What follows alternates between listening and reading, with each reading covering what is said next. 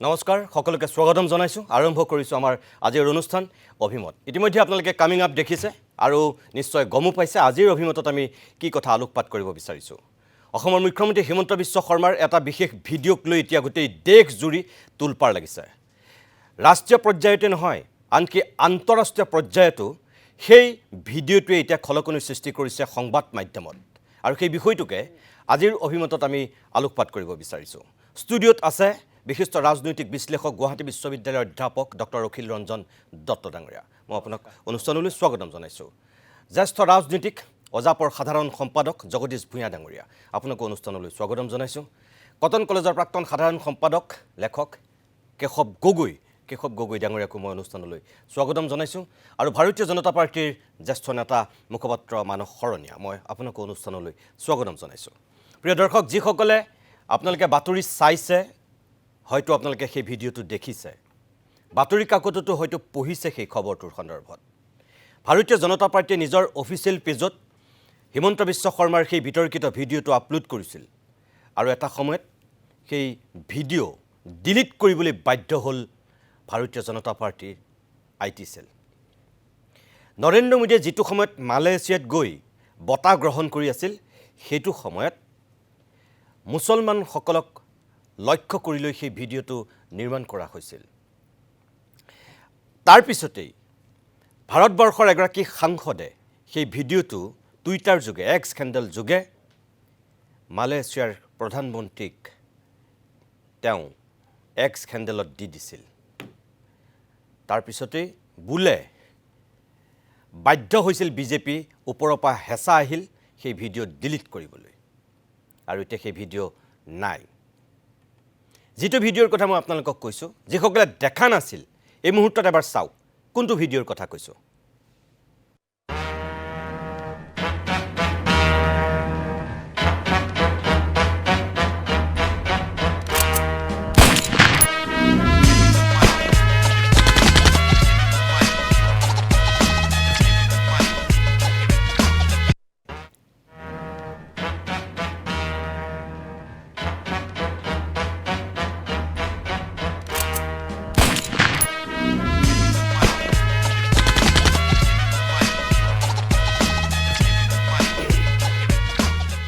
জাতি মাটি ভেটি প্ৰথম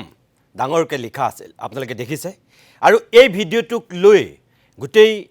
দেশ জুৰি এতিয়া বিতৰ্কৰ সৃষ্টি হোৱা নহয় আনকি আন্তঃৰাষ্ট্ৰীয় পৰ্যায়তো বিতৰ্কৰ সৃষ্টি হৈছে কালিৰ দিনটোৰ পৰা আজিলৈকে এই বিষয়টোৱে দেশত ব্যাপক চৰ্চা লাভ কৰিছে আনকি উচ্চতম ন্যায়ালয় পাইছেগৈ এই বিষয়টো দেশৰ একাংশ সংবাদ মাধ্যমত এই বিষয়টোক লৈ কেনেধৰণৰ চৰ্চা হৈছে এইবাৰ মই অকণমান সেয়া দেখুৱাই ল'ব বিচাৰোঁ চাওক বিভিন্ন সংবাদ মাধ্যমত কি ধৰণৰ বিতৰ্ক ঘটিছে हिमंता बिस्व शर्मा एक तरफ गौरव गोगोई को घेरने में लगे दूसरी तरफ असदुद्दीन ओवैसी ने हिमंता को घेरा है उनके खिलाफ पुलिस में शिकायत की है ओवैसी ने हैदराबाद के पुलिस कमिश्नर को एक लेटर दिया है जिसमें कहा कि मुसलमानों को गोली मारते दिखाने वाला हिमंता का वीडियो बहुत ही आपत्तिजनक है दो समुदायों के बीच तनाव पैदा करने वाला है इसलिए हिमंता के खिलाफ कार्रवाई होनी चाहिए इस कंट्रोवर्शियल वीडियो को असम बीजेपी ने अपने सोशल मीडिया हैंडल्स पर अपलोड किया था लेकिन कंट्रोवर्सी खड़ी हुई तो इसे डिलीट कर दिया गया असम में इस साल विधानसभा चुनाव है जिसको लेकर सियासत गरमाई हुई है इस बीच असम बीजेपी के आधिकारिक सोशल मीडिया अकाउंट से एक वीडियो शेयर किया गया है वीडियो में मुख्यमंत्री हिमंता बिस्व शर्मा को प्रतीकात्मक रूप से मुसलमानों पर गोली चलाते हुए दिखाया गया था किस वीडियो पर बवाल मचा और उस पर किस तरह अंतर्राष्ट्रीय लेवल की सियासत हो रही है इस रिपोर्ट में देखिए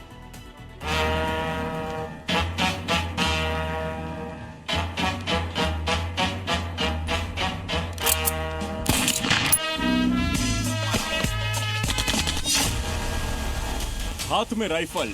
टारगेट पर मुस्लिम टोपीधारी और फिर बुलेट की सांकेतिक बौछार यह सिर्फ 12 सेकंड की तस्वीर भर नहीं है यह नफरती राजनीति की वो चीखती हुई कहानी है जिसके शब्द शब्द में हिंसा है घृणा है क्रूरता है जिसमें संवैधानिक शपथ की तौहीन की पराकाष्ठा है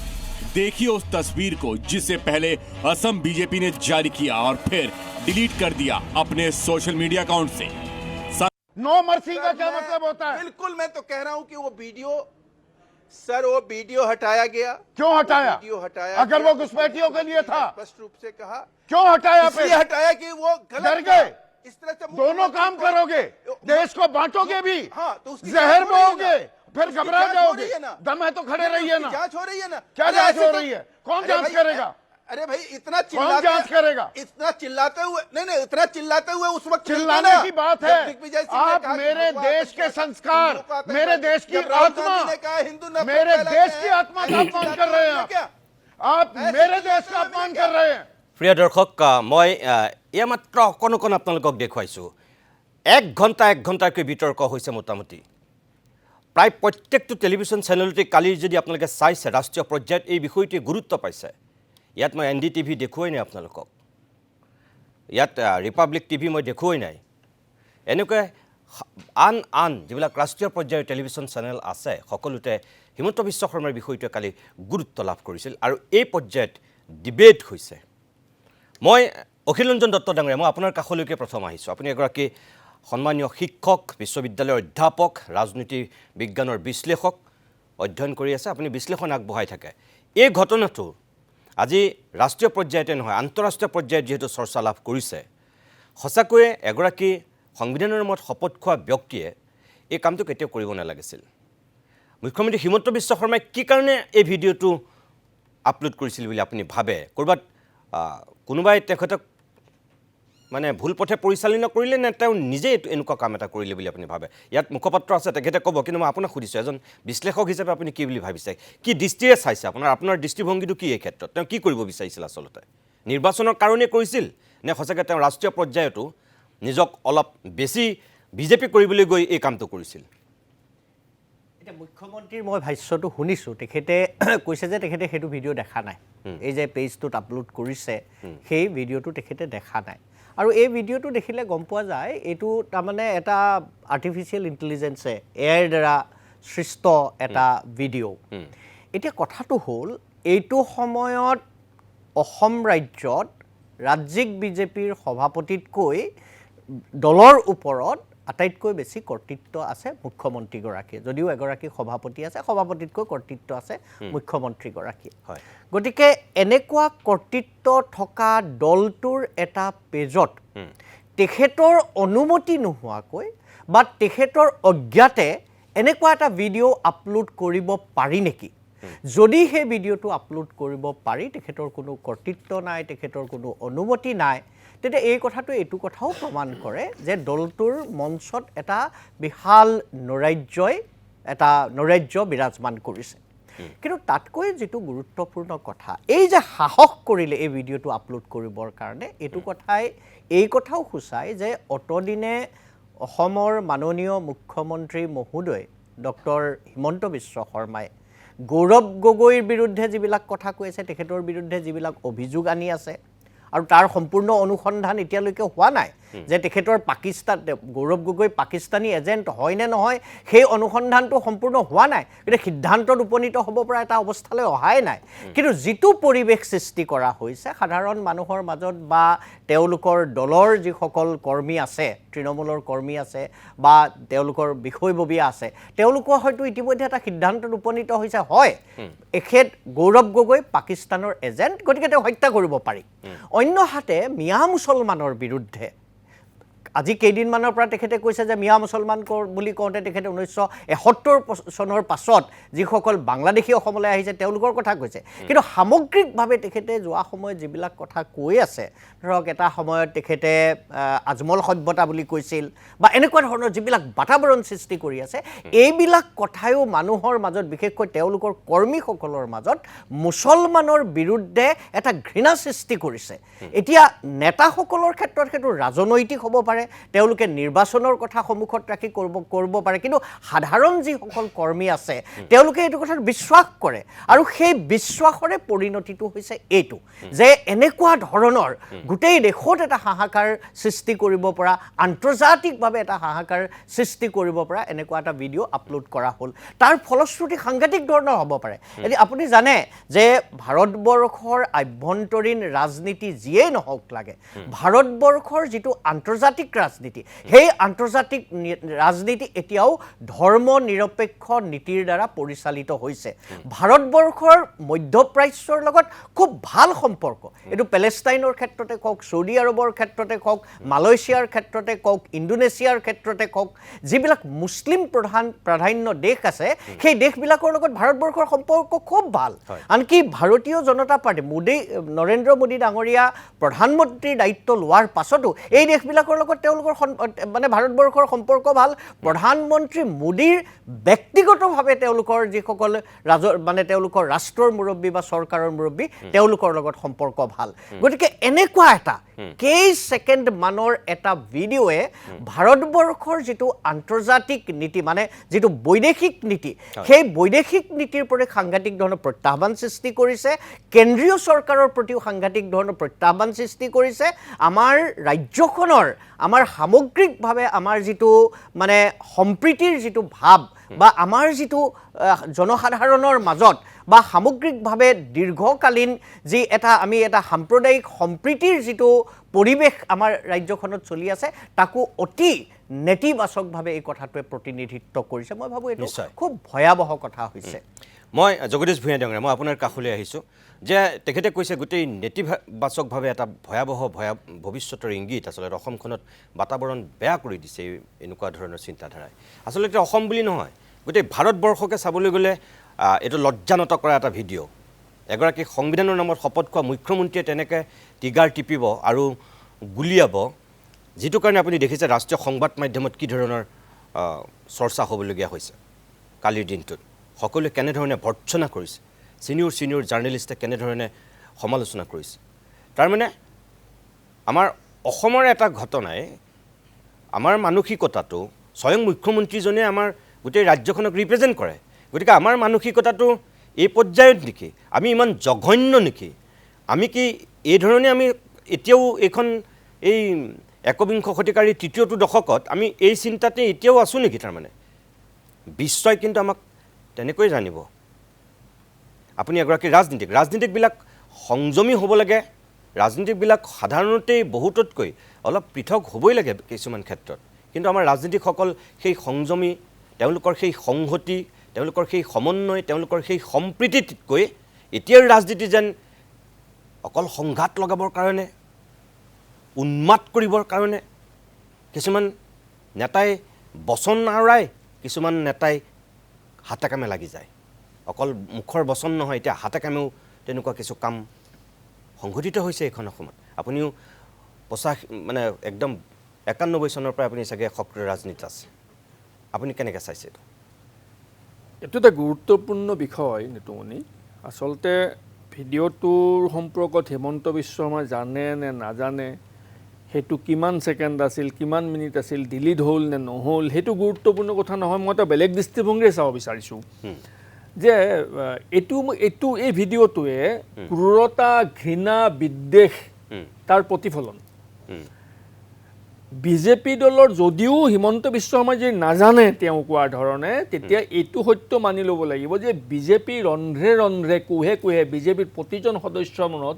এই হিংসা বিদ্বেষ ঘৃণা এইদৰে বিয়পাই দিয়া হ'ল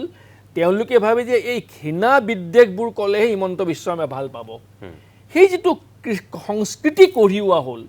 অটল বিহাৰী বাজপেয়ী আদৱানীৰ সপোনৰ বিজেপিৰ বৰ ঘৰতে বিষাক্ত বতাহজাক হিমন্ত বিশ্ব শৰ্মাই এনেকৈ সুমুৱাই দিলে যে বিজেপি ৰন্ধ্ৰে কোহে বিষাক্ত বতাহজাকে সকলোকে চুই গৈছে যাৰ ফলত বিজেপিৰ নিষ্ঠাবান যিবোৰ তৃণমূল পৰ্যায়ৰ নিষ্ঠাবান দলৰ পুৰণা কৰ্মী তেওঁলোক আজি হতাগ্ৰস্ত গতিকে হিমন্ত বিশ্ব শৰ্মা ডাঙৰীয়াই অসমখনক দেশৰ 5খন শীৰ্ষ ৰাজ্যলৈ নিম বুলি প্ৰতিশ্ৰুতিৰে 10 বছৰ শাসনত বহিলে তাৰ পূৰ্বেও তেওঁ 15 বছৰ শাসনত আছিল তেওঁৰ 25 বছৰ হ'ল এই 25 বছৰীয়া শাসনৰ পাছত তেওঁ অসমক ভাৰতৰ শীৰ্ষ 5খন ৰাজ্যৰ ভিতৰত দক্ষতা বিকাশেৰে নিব নোৱাৰিলেও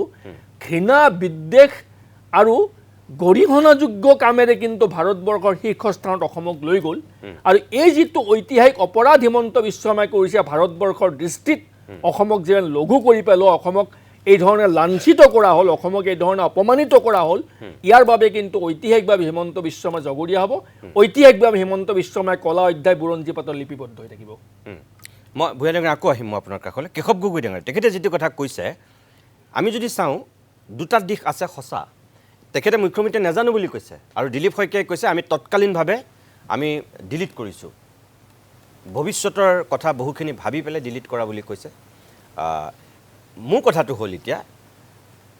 বহুতে মোৰ দৰে হয়তো ভাবিব আপুনিও ভাবিছে যে এইটো হিমন্ত বিশ্ব শৰ্মাই সঁচাকৈ নাজানিবও পাৰে আৰু বহুতে ভাবিছে এইটো নাজানাটো সম্ভৱেই নহয় কাৰণ বিজেপিৰ পেজত নিজৰ পেজত এইটো যাবলৈ হ'লে আৰু তেখেতৰ ইমান এটা হাতত গান লৈ পেলাই তেনেকৈ গুলি ফুটোৱা এটা ভিডিঅ' তেওঁ অনুমতি থাকিবই লাগিব তেওঁ অনুমতি নোহোৱাকৈ এইটো যাব নোৱাৰে গতিকে তেওঁ অনুমতি সাপেক্ষে গৈছিল কিন্তু তাৰপিছত এইটো ঘটনা বিষম দেখি পেলাই হয়তো এইটো ডিলিট কৰা হ'ল এই দুটা মানুহে এতিয়া ভাবিবলৈ লৈছে যাই কি নহওক যিয়ে নহওক জগদীশ ভূঞাই মাত্ৰ যিটো কথা কৈছে যদি তেখেতে নাজানেও তাৰমানে বিজেপিৰ বাকী নেতা কৰ্মীসকলৰ মানসিকতাটো এই পৰ্যায়ত গঢ়ি তোলা হ'ল নেকি অসমখনত এতিয়া যে মুখ্যমন্ত্ৰীগৰাকীৰ হাতত এই বন্দুক তুলি দিব আৰু এনেকৈ মানুহক এনেকৈ তেওঁ স্বয়ং নিজে বাংলাদেশীক হেৰিয়াক খেদিব এনেকৈ গুলিয়াব এইটো কেনেকুৱা মানসিকতা যদি সেই মানসিকতা মুখ্যমন্ত্ৰীয়ে নজনাকৈ যদি অসমখনৰ ৰাজনৈতিক নেতা বিশেষকৈ বিজেপিৰ নেতা কৰ্মীৰ মনত যদি সেই মানসিকতা গঢ় লৈ উঠিছে এইটো কি আমাৰ জাতিটোৰ কাৰণে ভাল নেকি এইটো এটা অতি গুৰুত্বপূৰ্ণ কথা যে মই এইটো ভবা নাই এতিয়াও মই বিশ্বাস নকৰোঁ বুলি ভাবোঁ কিন্তু আকৌ বিবেকে খুন্দা মাৰে যে তেখেতে যিবিলাক কথা কয় আগতে যে মোৰ কংগ্ৰেছৰ কি কি ঘটনা হৈ আছে সেইবিলাকো মোৰ হাতত খবৰ আছে গতিকে বিজেপি কাৰ্যালয়ৰ পৰা এই ভিডিঅ'টো প্ৰচাৰ হৈছে গতিকে এইটো তেখেতৰ দ্বাৰা নাই হোৱা বুলি ক'লে নহ'ব তেখেত সামগ্ৰিকভাৱে তেখেত এই ক্ষেত্ৰত কিন্তু দায়ী কিন্তু এই যিটো ভিডিঅ' গ'ল এই ভিডিঅ'টোৱে এইটো অপ্ৰিয় সত্য যে অসমৰ পৰা এটা বাৰ্তা গ'ল ধৰ্ম নিৰপেক্ষতাৰ ক্ষেত্ৰত ভাৰতবৰ্ষৰ ধৰ্ম নিৰপেক্ষতাৰ যিটো সাৰমৰ্ম তাক ধ্বংস কৰি দিয়া হ'ল আৰু এটা বহুতে কৈছে ঘৃণা উপজাইছে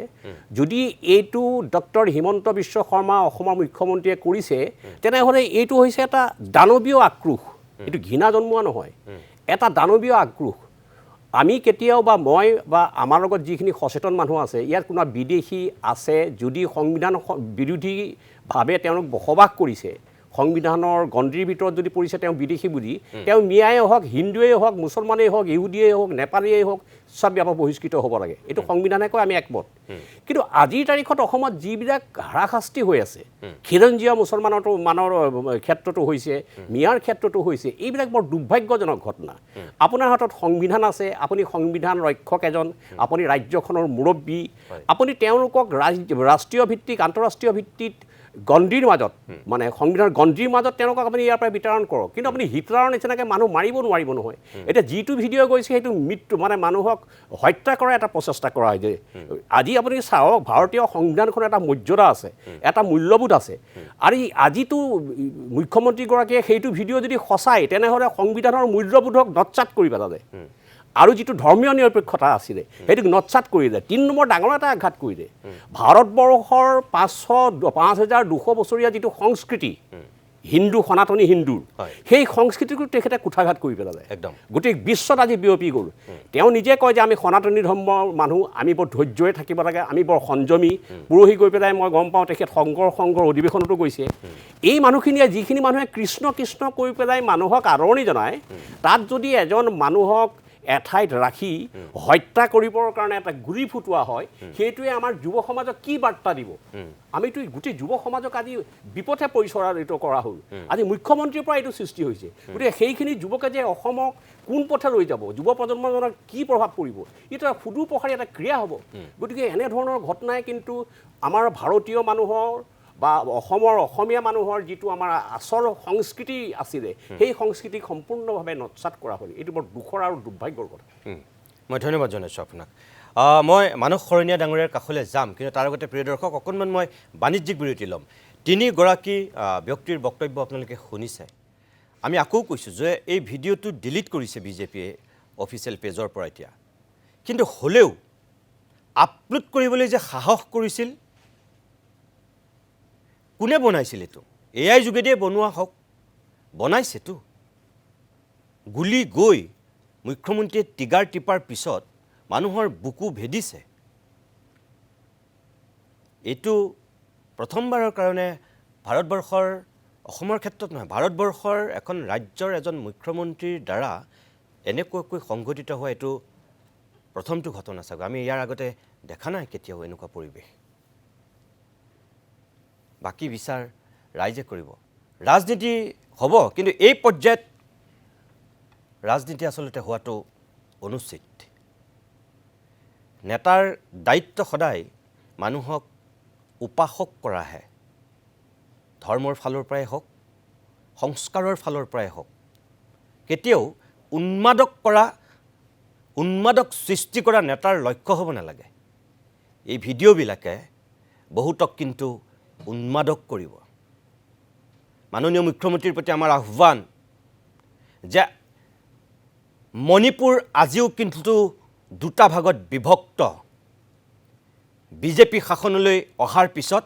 মণিপুৰ আজি ৰক্তাক্ত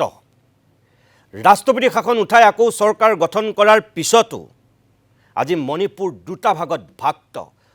প্ৰত্যেকটো জনগোষ্ঠীৰ মাজত কুকি মেইটেৰ পিছত আজি কুকি আৰু জৌ জনগোষ্ঠীৰ মাজত জুই জ্বলিছে নতুন চৰকাৰ গঠন কৰাৰ পিছত মণিপুৰক শান্ত কৰিব পৰা নাই মণিপুৰ শান্ত আছিল এটা সময়ত ৰক্তাক্ত আছিল তাৰ পিছত মণিপুৰ শান্ত হৈছিল কোনে মণিপুৰক এই পৰ্যায়লৈ নিলে কোনে মণিপুৰখনক দুখন ৰাজ্যত ভাগ কৰিছে মেইটেই অঞ্চললৈ যাবলৈ এতিয়া সেনাবাহিনীৰ অনুমতি লাগে কুকি অঞ্চললৈ আহিবলৈ এতিয়া সেনাবাহিনীৰ অনুমতি লাগে এখন ৰাজ্যত দুখন ৰাষ্ট্ৰৰ দৰে এতিয়া ব্যৱস্থা কাৰ দিনত হৈছে বিজেপিৰ দিনত সভ্যতা সনাতনী সংস্কৃতিৰ কথা কোৱা বিজেপিৰ দিনত আমাৰ চুবুৰীয়া ৰাজ্যখনৰ আজি সেই অৱস্থা আমি অসমখনকো কি তেনেকুৱা কৰিম নেকি হিন্দু মুছলিম এইবিলাক কৈ আমি কি দুটা ভাগ কৰিম ৰক্তাক্ত কৰিম এয়া হ'বলৈ দিব নোৱাৰি বিবেকবান মানুহখিনি আপোনালোকে ভাবক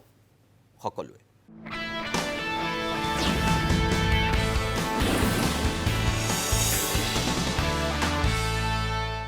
মই মানস শৰণীয়া ডেংৰা মই আপোনাৰ কাষলৈ আহিছোঁ আপুনি বিজেপিৰ যিহেতু মুখপাত্ৰ হিচাপে আছে এখেতসকলৰ বক্তব্য আপুনি শুনিছে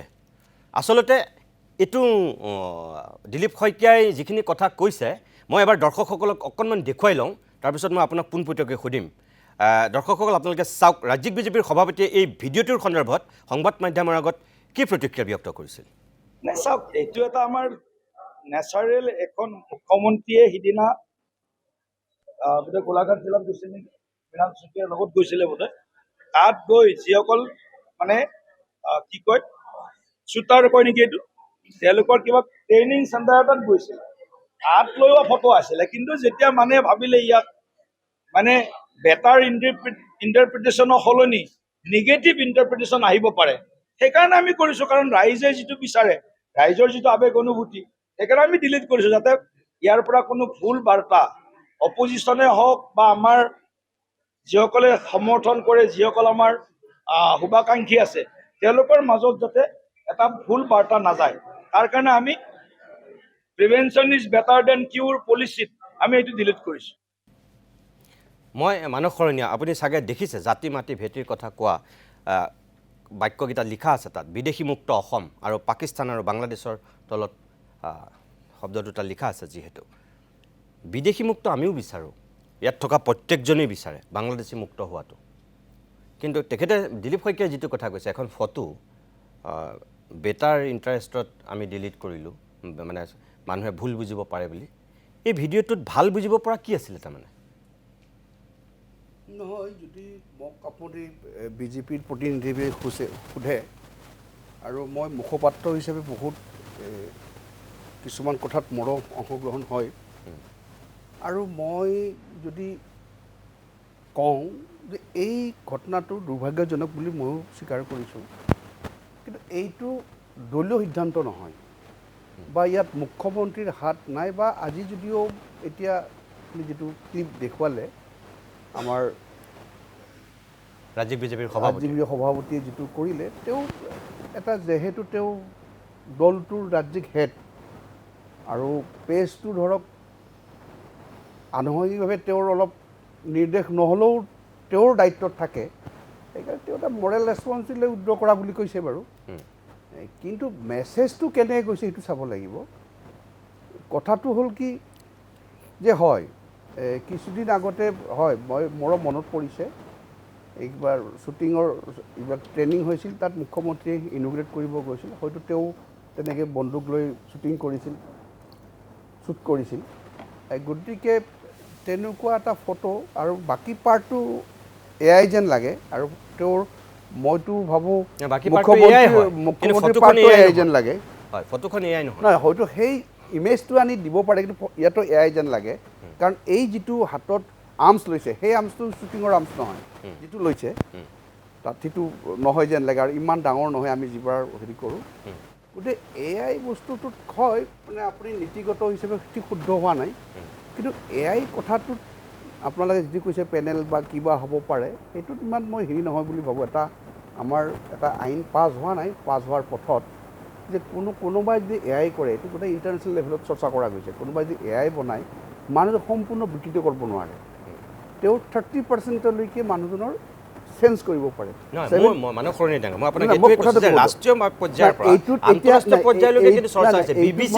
মই তাকে কৈছোঁ এইটো যদি এআই হয় এইটো বেলেগ আৰু এইটো যদি ভাৰতীয় জনতা পাৰ্টীৰ অসম প্ৰদেশৰ যদি সিদ্ধান্ত হয় এইটো বেলেগ এতিয়া কথাটো হ'ল কি আমাৰ প্ৰেচিডেণ্ট শইকীয়া ডাঙৰীয়াই এটা মৰেল ৰেছপন্সিবিলিটি গ্ৰাউণ্ডত কৈছে যে আমি কিবা হ'ল আমি উদ্যোগ কৰি দিছোঁ বস্তুটো তেনেকুৱাকৈ কৈছে তাৰমানে কি কৈছে যে আমাৰ মাজতো হয়তো কোনোবাই ভাৰতীয় জনতা পাৰ্টীক এটা ভাৱমূৰ্তি নিৰ্মাণ কৰাৰ কাৰণে আমাৰ মাজতো কোনোবাই কিবা কৰিব পাৰে কিন্তু এইটো যে মুখ্যমন্ত্ৰী আৰু সভাপতিৰ যে নলেজত নাই সেইটো মই তেওঁলোকে নকলেও মই ভালকৈ ক'ব পাৰোঁ কাৰণ কিয় ময়ো ইয়াৰ লগত জড়িত আছোঁ যেতিয়া কাৰণ আমি অলপ হ'লেও কিবা এটা গম আৰু এনেকুৱা ধৰণৰ যে কিবা তৈয়াৰ কৰে আমাক আগতে ইনফৰমেশ্যন দিয়ে যে এনেকুৱা ধৰণৰ ইছ্যু এটা ৰেজ হৈছে আমাক ডিপেণ্ড দিব লাগিব বা এনেকুৱা ইছ্যু এটা আমি কি ষ্টেণ্ড ল'ম এইটো চব পলিটিকেল পাৰ্টিৰে থাকে আমাক এই কথাটো মই ইয়াত জাষ্ট পালোঁ পিছে মই যোৱাকালি আৰু পৰহি আজি আৰু যোৱাকালি এনেকুৱা ধৰণৰ প্ৰিণ্ট মিডিয়া বা ইলেক্ট্ৰনিক মিডিয়াৰ লগত মই ইমান জড়িতও থকা নাই চোৱাও নাই সেইকাৰণে মোৰ কিন্তু তথাপিও বাৰু মই জনাটো দৰকাৰ আছিল ঠিক মোৰ কথা হ'ল যে ঠিক আছে মুখ্যমন্ত্ৰীয়ে নাজানে দিলীপ শইকীয়াও নাজানে কিন্তু আপোনালোকৰতো কোনোবাই বনাইছে বিজেপিৰ মানুহে তাৰ কাৰণে একশ্যন লোৱা যাব তাৰ কাৰণে পাৰ্টীয়ে এতিয়া ধৰক ফটকৈ এটা কৈ দিব নোৱাৰে তাৰ ওপৰত ইনকুৱাৰী আহিব কোনে কৰিলে কাৰ ইনষ্টিগেশ্যন হ'ল কোনে কৰিলে তাক চাওক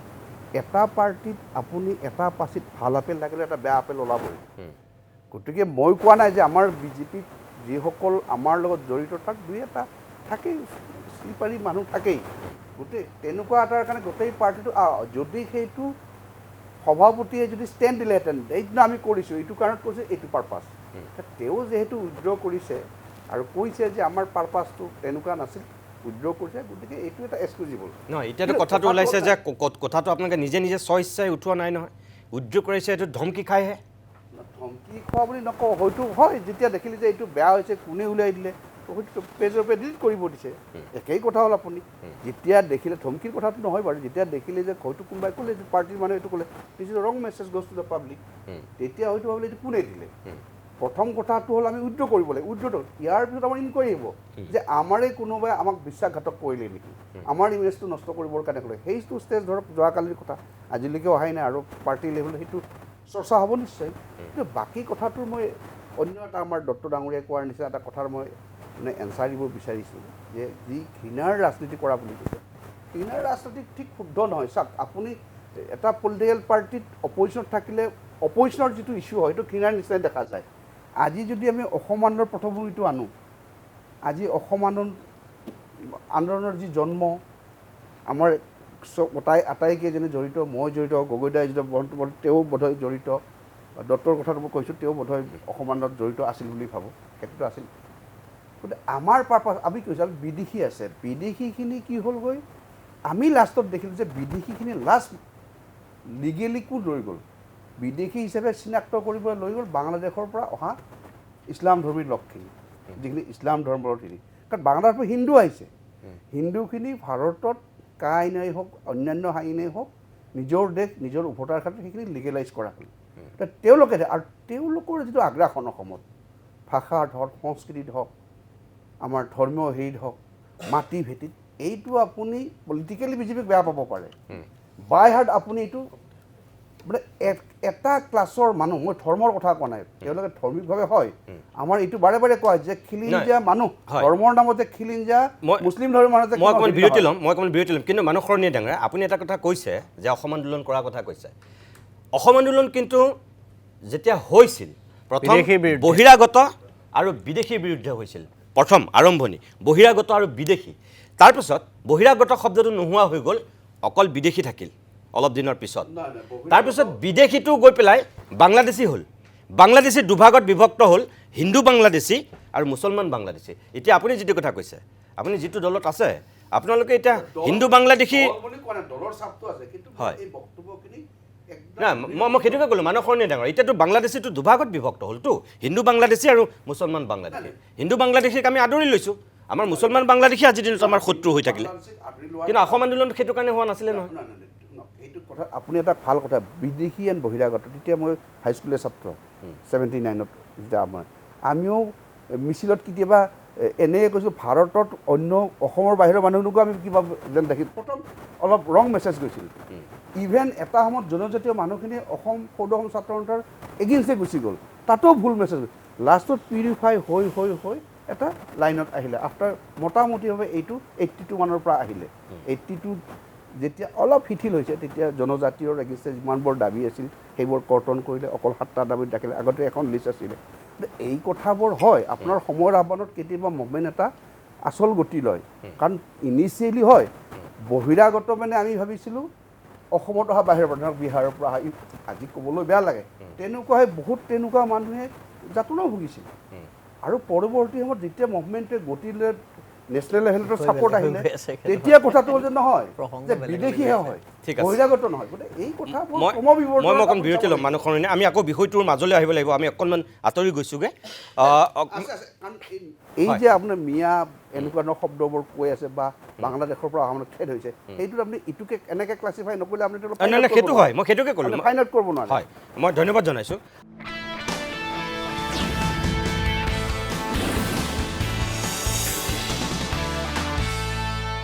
জগদীশ ভূঞা ডাঙৰীয়ে ক'ব বিচাৰি আছিল মানুহ সৰণীয়ে কওঁতে মই দিব পৰা নাছিলোঁ দুখিত আপুনি ক'ব বিচৰা কথাকেইটা কৈ লওক তাৰপিছতে মই এখেতসকলৰ মাজলৈ আহিম সৰণীয়া ডাঙৰীয়ে কোৱা কথাকেইটাৰ কেইটামান কথা যদি কৈ নিদিওঁ ভুল হ'ব অসম আন্দোলনৰ পটভূমিৰ পৰা যেতিয়া আমি আহিছোঁ তাৰমানে এই কামবোৰ যে কৰি আছে বিজেপিয়ে আচলতে বিজেপিক কৰোৱাইছে হিমন্ত বিশ্ব শৰ্মাই হিমন্ত বিশ্ব শৰ্মা বা তেওঁলোকৰ যিবোৰ কংগ্ৰেছৰ পৰা অহা বিজেপি তেওঁলোক অহাৰ আগলৈকে বিজেপিত সংস্কাৰ আছিল এই যিটো ক্ৰমবিৱৰ্তন এই ক্ৰমবিৱৰ্তনটো বিজেপিৰ সকলোৰে মন মগজুত প্ৰৱেশ কৰোৱা হ'ল তাৰ ক্ৰনলজিটো এইটো যদি আপোনালোকে মন কৰে যে হিমন্ত বিশ্ব শৰ্মাই কৈ আছে যে অসমত হিন্দু অহা 5 বছৰ সংখ্যালঘু হ'ব এই যে মিয়াটো এটা ৰাজনৈতিক শব্দ আচলতে ক'ব লাগে অবৈধ বাংলাদেশী বুলি কিন্তু কয় হিমন্ত বিশ্ব শৰ্মাই মিয়া বুলি তেওঁ যে কৈ থাকে চিনাকি অচিনাকি এইবোৰ চব পলিটিকেল টাৰ্ম এতিয়া কথাটো তেখেতৰ যিটো সংজ্ঞা সেই সংজ্ঞাটোৰ আমি একমত নহয় কাৰণ তেখেতে যে কৈ আছে যে অসমত অসমীয়া সংখ্যালঘু হ'ব গৈ আছে অসমৰ অস্তিত্ব বিনষ্ট এই কথাটো এই সত্যটো হিমন্ত বিশ্ব শৰ্মা আৱিষ্কাৰ কৰা সত্য নহয় এই সত্য 1979 চনত অসমৰ জনসাধাৰণে আৱিষ্কাৰ কৰা সত্য যাৰ কাৰণে অসমৰ আন্দোলন হৈছিল যে অসমত অবৈধ বাংলাদেশী আছে বাংলাদেশী খেদিব লাগে অসম চুক্তি স্বাক্ষৰ হ'ল আন্তঃৰাষ্ট্ৰীয় প্ৰেক্ষাপটৰ কাৰণতে হোক বা পাকিস্তান 71 চনত বিভাজিত হৈছিল বাংলাদেশ সেই প্ৰেক্ষাপটতে হোক ভিত্তিবৰ্ষ লোৱা হ'ল 1971 চনৰ 25 মাৰ্চ যেহেতু 20 বছৰ অতিৰিক্ত বোজা অসমবাসীয়ে ল'ব লগা হ'ল তাৰ ফলত অসমৰ মানুহ সংখ্যালঘু হ'ব বা অস্তিত্ব বিনষ্ট হ'ব বুলি আশংকা কৰি অসমীয়া মানুহক সাংবিধানিকভাৱে সুৰক্ষিত কৰিবৰ বাবে সাংবিধান ৰক্ষা কৱচ দিয়া হ'ল ক্লজ 6ত এতিয়া চৰকাৰখনৰ দায়িত্ব কি আছিল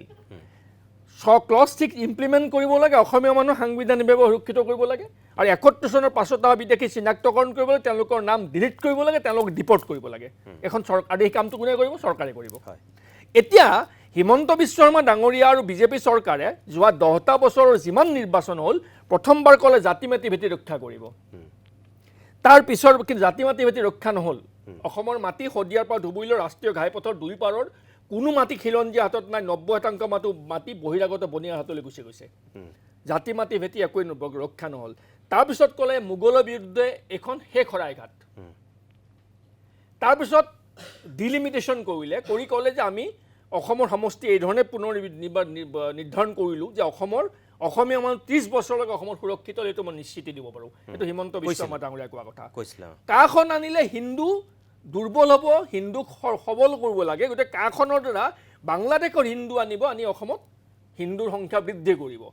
তেওঁলোকে ভবা আটাইবোৰ কাম অসমীয়া মানুহৰ ইচ্ছাৰ বিপৰীতে কৰাৰ পাছত যদি আজি কয় যে অসমীয়া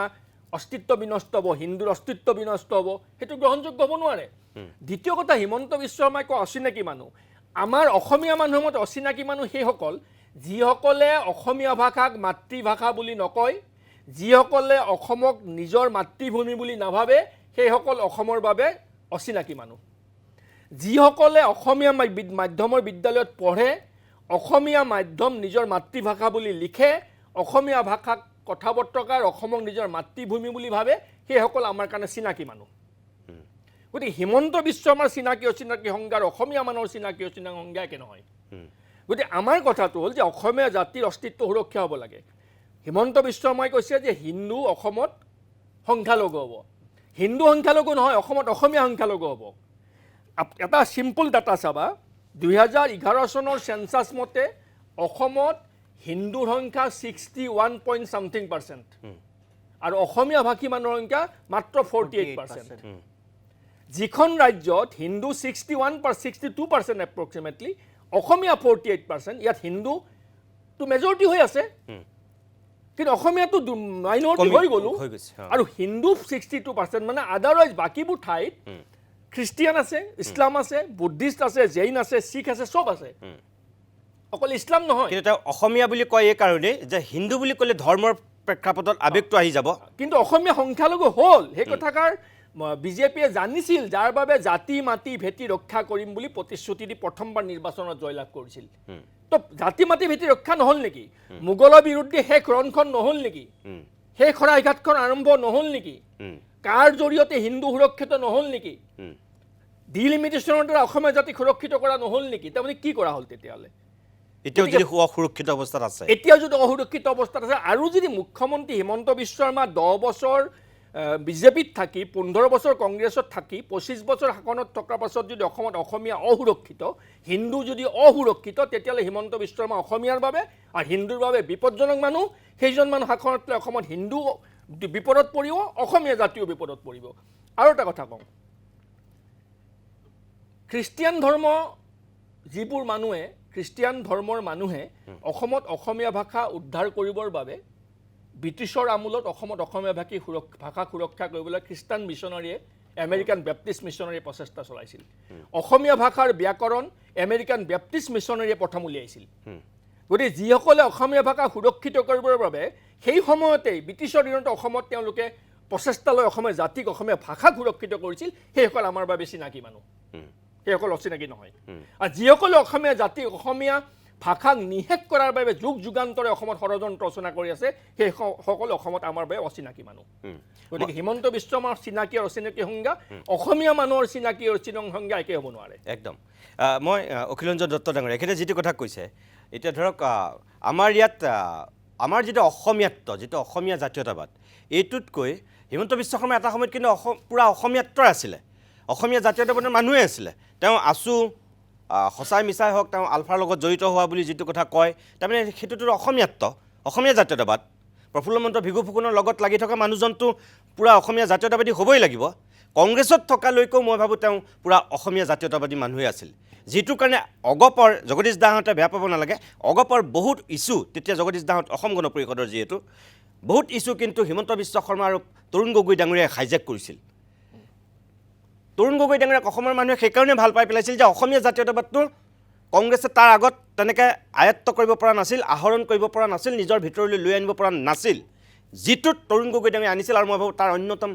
শক্তিশালী সূতা আছিল এজন হিমন্ত বিশ্ব শৰ্মা নিজেই, কাৰণ সোঁফালে বাওঁফালে এওঁলোকেই লাগি আছিল, আটাইতকৈ সোঁহোৱা তেওঁৱেই আছিল। কিন্তু যেতিয়া তেওঁ বিজেপিলৈ গুচি গ'ল, তেওঁ অসমীয়া জাতীয়তাবাদ সেই অসমীয়াতকৈ তেওঁ বেছি হিন্দু হ'বলৈ গ'ল, যিটো জগদীশ ভূঞাই কৈছে। এতিয়া বেছি হিন্দু হ'বলৈ যোৱাৰ কাৰণেই আজি তেওঁ এই ভিডিঅ' হয়তো বনাবলগীয়া হৈ গ'ল তাৰমানে। আপুনি কি বুলি ভাবে? হয়, মই ডক্টৰ হিমন্ত বিশ্ব শৰ্মা কংগ্ৰেছৰ দিনত কিমান অসমীয়া আছিল বা কিমান নিভাজ অসমীয়া আছিল, কিমান অসমীয়াত্বৰ কথা কৈছিল, আৰু ভাৰতীয় জনতা পাৰ্টিলৈ অহাৰ পাছত এই দলৰ নেতৃত্ব লোৱাৰ পাছত, মুখ্যমন্ত্ৰী দায়িত্ব লোৱাৰ পাছত তেওঁ কিমানখিনি অসমীয়াত্ব তেওঁৰ গাত থাকিল, কিমানখিনি নাথাকিল, সেই বিশ্লেষণলৈ মই এতিয়া যাব বিচৰা নাই। কিন্তু যিটো প্ৰশ্ন আমি আলোচনা কৰিছোঁ, আজি এই যিটো ভিডিঅ' বনালে, এইটো আৰ্টিফিচিয়েল ইণ্টেলিজেঞ্চ লৈ বনাইছে। এইটো মুখ্যমন্ত্ৰীয়ে ইমান মূৰ্খামিও নকৰে যে তেনেকুৱা ধৰণে টাৰ্গেট কৰি তেওঁ গৌৰৱ গগৈৰ নিচিনা চেহেৰাৰ এজন ডেকা মুছলমান আৰু এজন বয়সস্থ মুছলমানক গুলিয়াই দিব। মই ভাবোঁ সেইখিনি বুদ্ধিমত্তা, সেইখিনি জ্ঞান ডক্টৰ হিমন্ত বিশ্ব শৰ্মাৰ আছে। কিন্তু এই কামটো কেনেকৈ হ'বলৈ পালে, মই ভাবোঁ সেইটোহে আমাৰ কাৰণে গুৰুত্বপূৰ্ণ কথা। যিটো জগদীশ ভূঞা ডাঙৰীয়াই কৈছে, যিটো কেশৱ গগৈ ডাঙৰীয়াই কৈছে, যে আজি তেখেতৰ নেতৃত্বত যিটো বাগধাৰা নিৰ্মাণ কৰা হৈছে মুছলমানসকলৰ বিৰুদ্ধে, মিয়া বুলি কৈছে তেখেতে, তেওঁ অবৈধ বাংলাদেশী বুলি কিন্তু এই আজি দুদিনমানৰ পৰাহে কোৱা আৰম্ভ কৰিছে। এটা সময়তো আজমল সভ্যতা বুলি কৈ আছিল। আজমল কিন্তু বাংলাদেশী নহয়, তেওঁ 1971 পাছত হৈ গ'ল। গতিকে মই যিটো কথা ক'ব বিচাৰিছোঁ যে যিটো বাতাবৰণ সৃষ্টি কৰা হৈছে, এই বাতাবৰণত আজি ডক্টৰ হিমন্ত বিশ্ব শৰ্মাক তোষামোদ কৰিবৰ কাৰণে আপুনি যি কথা কৈ আছে, আপোনাতকৈ আমি আৰু আগবাঢ়ি আছোঁ, এই কাম কৰিবলৈ গৈ এনেকুৱা ধৰণৰ মূৰ্খামি কৰাৰ পৰিপ্ৰেক্ষিতত আজি মুখ্যমন্ত্ৰীৰ প্ৰতিও নতুন নতুন ধৰণৰ প্ৰত্যাহ্বান সৃষ্টি হ'ল। আমি যে কওঁ কেতিয়াবা ভস্মাসুৰ বুলি কয়, এই এনেকুৱা ধৰণৰ এটা পৰিৱেশ ইয়াত নিৰ্মাণ কৰা হৈছে। মই ভাবোঁ এইটোৱে আমাৰ কাৰণে আটাইতকৈ ভয়ানক কথা। এতিয়া প্ৰশ্ন আহিল যে সংবিধানে আমাক নাগৰিকত্বৰ কথা কৈছে, নাগৰিকৰ কথা কৈছে, বিদেশীৰ কথা কৈছে। এটা সময়ত যেতিয়া NRCৰ কাৰণে সুপ্ৰিম কোৰ্টত যেতিয়া এই গোটেই প্ৰক্ৰিয়াটো চলি আছিল, তেতিয়া 1951 হ'বনে 1971 হ'ব, এইটো লৈতো সাংঘাতিক বিতৰ্ক হৈছিল। পাছত গৈ সেইটো সাংবিধানিক পীঠে এই কথাটো এটা সিদ্ধান্ত দিলে যে অসমৰ ক্ষেত্ৰত নাগৰিকত্ব নিৰ্ণয়ৰ তাৰিখ বা এই যে ভিত্তিবৰ্ষ 1971 হ'ব, তাৰমানে সেইটো কনষ্টিটিউশ্যনেলি আফেল কৰা হ'ল। গতিকে তাক এতিয়াও কোনেও প্ৰশ্ন কৰিব নোৱাৰে।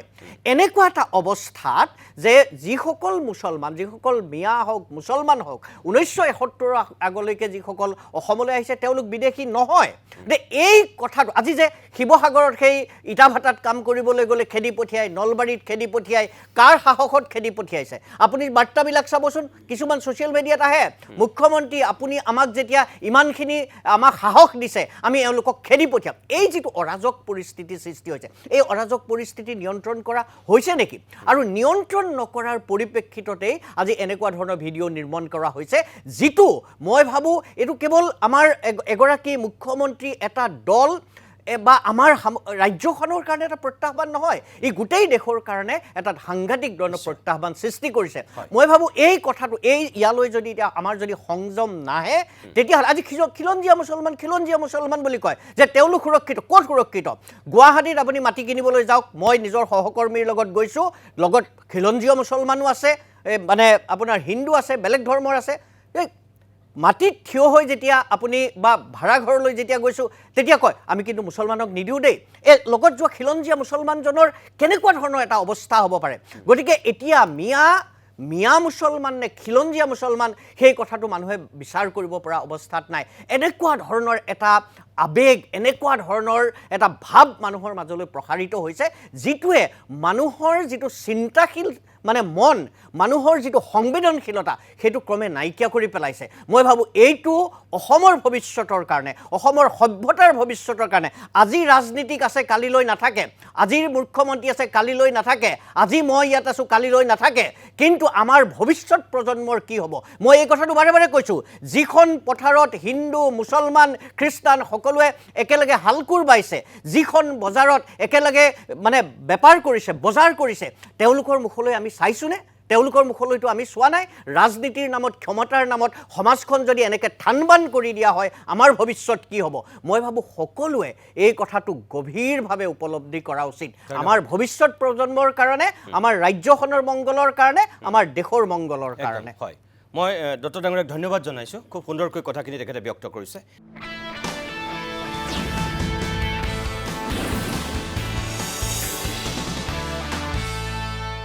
মানস শৰণীয়া দাদাই ক'ব বিচাৰি আছিল, এখেতসকলে কোৱাৰ কিবা কথাৰ চাগে আপুনি এটা প্ৰতিক্ৰিয়া দিব বিচাৰি আছিল দি লওক আমি কিন্তু শেষ কৰিম বৰ বেছি সময় নাই কথাটো তেখেতসকলে যিবিলাক কথা কৈ আছে মই ডিমোট কৰিব খোজা নাই এই কথাবোৰ শুনিবলৈ ভাল কাৰণ তেওঁলোকে এটা এনেকুৱা এটা যিটো আমি মানৱতাবাদী বুলি কওঁ আমি চব একে এই ধৰণৰ কথাবোৰ ইউনিভাৰ্চেল যিটো আমি হিউমেন ৰাইটছৰ কথা কওঁ এইবোৰ কথা ভাবিলে আপুনি জাতীয়তাবাদটো আনিব নোৱাৰে আপোনাৰ সংস্কৃতি আনিব নোৱাৰে আপোনাৰ দেশৰ একটা সীমা সুৰক্ষিত দেশখনৰ কথা ভাবিব নোৱাৰে তেওঁলোকে কোৱা কথাবোৰ একেবাৰে সঁচা নহয় মই ভাবো ক'ব দিয়ক এতিয়া আপুনি কৈছে যে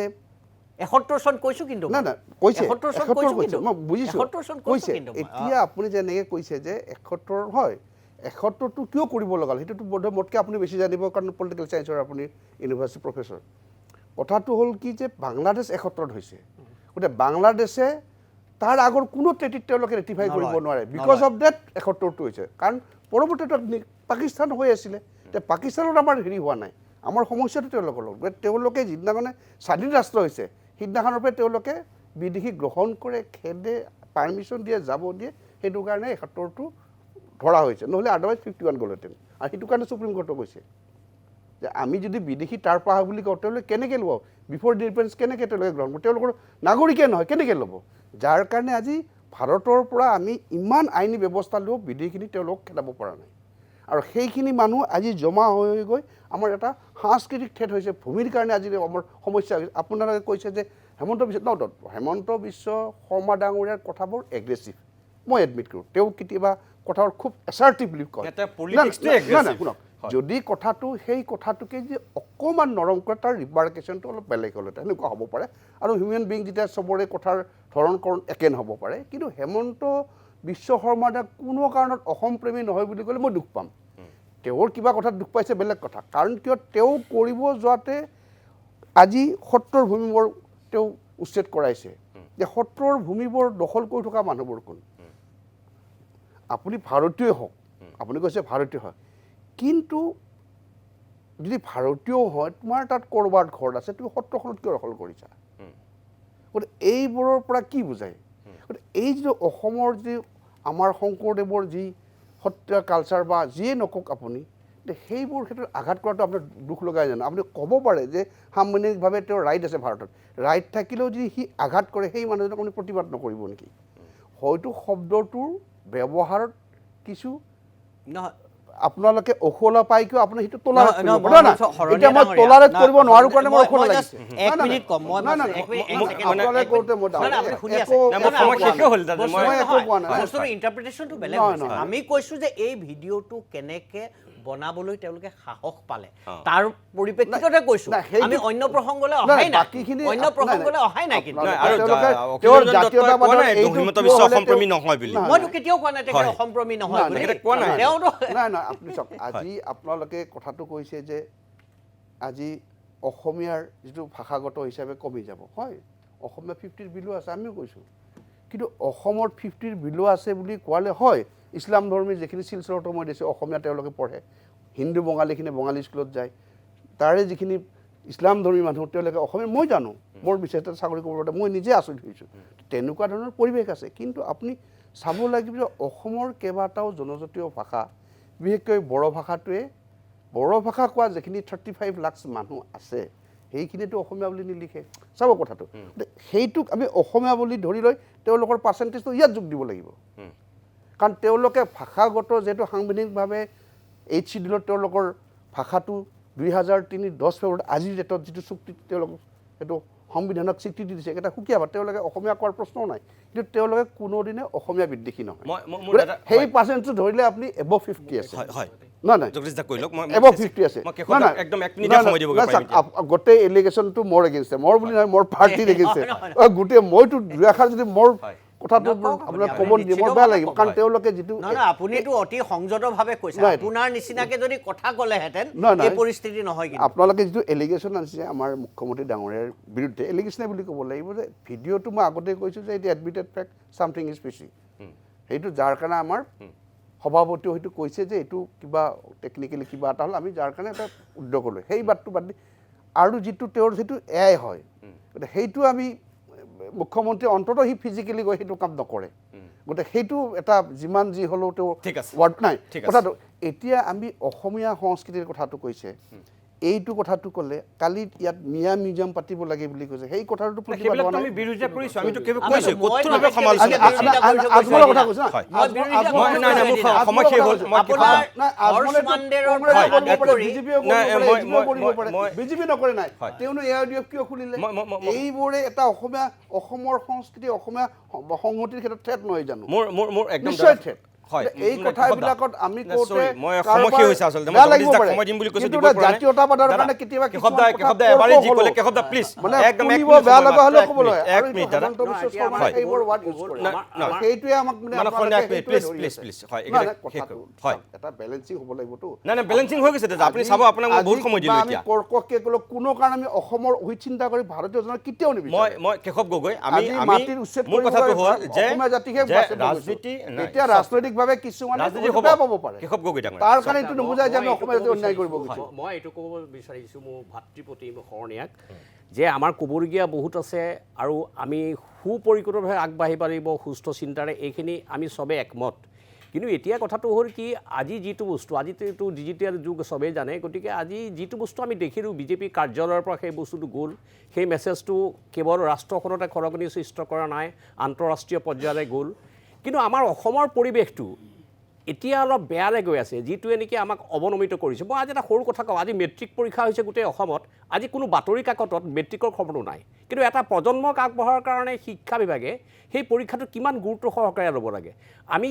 শিক্ষিত কৰিহে সভ্যতাটো এতিয়া আগবঢ়াই নিব পাৰিম মই এটা উদাহৰণ দিছোঁ আমাৰ কাকতত আছে বেলেগ কাকতৰ কথা নাজানো না প্ৰতিদিন মই পাইছোঁ কিন্তু অধিকাংশ কাকতে এইটো দিব লাগিছিলে কাৰণ এটা প্ৰজন্ম আমাৰ এতিয়া প্ৰাইম টাইমত আমি হেডলাইনো কৰিছোঁ হেডলাইনো কৰিছে আপোনালোকে সেইটো মই গম পাইছোঁ এতিয়া চাওক তাৰ কাৰণে চৰকাৰ responsible নহয় কিন্তু। নহয় সেই বিভাগটোতো দায়িত্বশীল হ'ব লাগে গতিকে আমাৰ বস্তুবিলাক কিন্তু বহুত বেমেজালি হৈছে যিটো বেমেজালিয়ে নেকি জাতিটোক আগবঢ়াই নিয়াৰ যিবিলাক আমি হেৰি দেখিছোঁ ইংগিত দেখিছোঁ সেইবিলাক কিন্তু বৰ আশা ব্যঞ্জক নহয় চব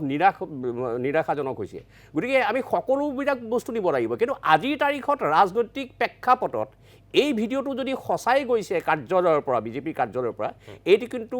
জাতিটো ধ্বংসৰ ঠিক বা আছে। সাম্প্ৰদায়িক সম্প্ৰীতিক এটা আঘাত কৰা এটা বাৰ্তা আধা ছেকেণ্ড দাদা আধা ছেকেণ্ড মানে আজি মঞ্চৰ পৰা মই মুখ্যমন্ত্ৰীক এটা অনুৰোধ জনাম যে আপোনালোকে ঘৃণাৰ ৰাজনীতিটো বাদ দিয়ক আমি অসমত বসবাস কৰা সকলো ভাষা ধৰ্মৰ লোকক লৈ বৃহত্তৰ অসমীয়া জাতিটো গঢ়িব পৰা এটা সুন্দৰ পৰিৱেশ সৃষ্টি কৰক আপুনি অসমীয়া অস্তিত্বৰ সংকটক লৈ চিন্তিত গতিকে আপুনি অসমৰ অবৈধ বিদেশী চিনাক্ত কৰক তেওঁলোকক বহিষ্কাৰ কৰক সকলোৱে সমৰ্থন কৰিব ভোটাৰ তালিকাৰ নাম কৰ্তন কৰক ৬ নং দফা কাৰ্যকৰী কৰি অসমীয়া জাতি সাংবিধানিকভাৱে সুৰক্ষিত কৰক হিন্দু মুছলমান অসমীয়া বঙালী বিহাৰী মাৰোৱাৰী এইবোৰ বিভাজন বন্ধ কৰি দিয়ক সকলোকে ন্যায় দিয়ক আৰু সেইখিনি কৰিলে অসমীয়া জাতিয়ে ন্যায় পাব আপুনি সনাতনীৰ যদি সংস্কাৰ কৰিব বিচাৰিছে সনাতনীৰ অস্তিত্ব সুৰক্ষিত কৰিব বিচাৰিছে গৰুৰ চিণ্ডিকেট বন্ধ কৰি দিয়ক আৰু গুৰুজনাৰ প্ৰতি যিটো সদ্ভাৱ আছে তেতিয়াহ'লে গুৰুজনাৰ নামত যিটো প্ৰৱৰ্তিত পূৰ্বৰ প্ৰৱৰ্তিত শংকৰদেৱ বঁটা ৰাজ্যখনৰ সৰ্বোচ্চ অসামৰিক বঁটা সেই বঁটাটো আপুনি বিলুপ্ত কৰাইছে এই বঁটাটো পুনৰ প্ৰৱৰ্তন কৰক ধন্যবাদ এইখিনি কাম কৰিলে অসমীয়া যাতে সুৰক্ষিত হ'ব সনাতন ধৰ্ম সুৰক্ষিত হ'ব ঠিক আছে। অসমত বিজেপিটো এইটোৱে কৰি আছে মই আপোনালোক আটাইকেইজনকে ধন্যবাদ জনাইছোঁ বেলেগকে চাৰিগৰাকী বুজাব কাৰণে আজি আমন্ত্ৰণ ৰক্ষা কৰি আপোনালোক আহিলে বহুত বহুত ধন্যবাদ প্ৰিয় দৰ্শক শেষত এটা কথাই ক'ম আজিৰ পৰা কেইবছৰমানৰ আগলৈকে এই একেখন অসমতেই একেই আমি হিন্দু আছিলোঁ একেই আমি মুছলমান আছিলোঁ একেলগে আমি বজাৰ সমাৰ কৰিছিলোঁ একেলগে আমি জীৱন নিৰ্বাহ কৰিছিলোঁ কিন্তু এতিয়া অখিলৰঞ্জন দত্ত ডাঙৰীয়াই যিটো কথা কৈছে এই গুৱাহাটীত এতিয়া কোনোবা হিন্দুৰ ঘৰত মুছলমানক ভাড়া নিদিয়ে কোনোবা মাটি কিনিবলৈ গ'লে মুছলমানক মাটি বিক্ৰী নকৰে এইটো পৰিৱেশ আহি গৈছে বহিৰাগত বিদেশীৰ পৰা অকল বিদেশীৰ পৰা বাংলাদেশী হিন্দু বাংলাদেশী মুছলমান বাংলাদেশী আৰু এতিয়া বাংলাদেশীৰ পৰা হৈ গৈছেগৈ মিয়া ২৬ত ৩১ত যদি এই মিয়া কেনেবাকৈ সম্পূৰ্ণৰূপে মুছলমানলৈ গুচি যায় শংকৰদেৱৰ জীৱনৰ আধাৰত লিখা প্ৰথমখন উপন্যাস কোনো হিন্দুৱে লিখা নাছিল শংকৰদেৱ অসমীয়া জাতিৰ আত্মা প্ৰাণ শংকৰদেৱৰ জীৱনৰ আধাৰত লিখা প্ৰথমখন উপন্যাস সৈয়দ আব্দুল মালিক ছাৰে লিখিছিল সৈয়দ আব্দুল মালিক ছাৰ এগৰাকী মুছলমান ইছলাম গতিকে ২৬ৰ পিছত ৩১ত যদি হিন্দু আৰু মুছলমান হৈ যায় মিয়া গৈ সম্পূৰ্ণ অসমৰ অসমীয়া খিলঞ্জীয়া মুছলমান গৰীয়া মৰীয়া সকলো যদি সোমাই যায় ভাগ হয় তেতিয়াহ'লে জাতিটোৰ কাৰণে বৰ দুখজনক পৰিৱেশ সেই পৰিৱেশলৈ আমি নাযাওঁ যাব নালাগে আমাক কোনেও নিব নালাগে সেইটোহে আমাৰ আহ্বান বাকী বিচাৰ আপোনালোকে কৰিব আজিৰ অভিমত ইমানতে সামৰিছোঁ নমস্কাৰ